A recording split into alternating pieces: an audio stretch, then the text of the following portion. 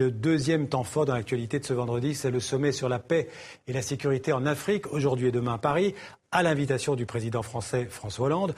On retrouve sur place dans le centre de conférence des affaires étrangères à Paris, Ilham Taoufiki.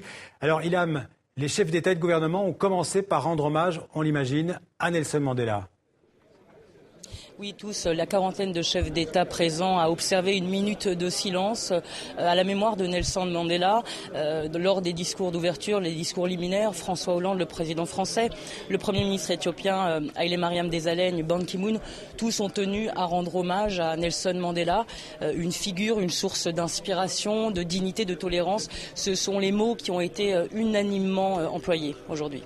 Alors Slimane, j'imagine, en dehors évidemment de l'hommage à Mandela, un sommet aujourd'hui très concerné par la situation dramatique en Centrafrique.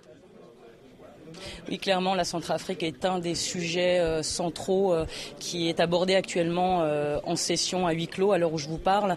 Vous le savez, le Conseil de sécurité de l'ONU a voté une résolution autorisant la France et l'Union africaine à intervenir en Centrafrique, mais la France reste tout de même en première ligne et c'est bien de cela dont il s'agit. Paris est de plus en plus embarrassé de jouer seul ce rôle de gendarme et pousse l'Europe à s'impliquer davantage.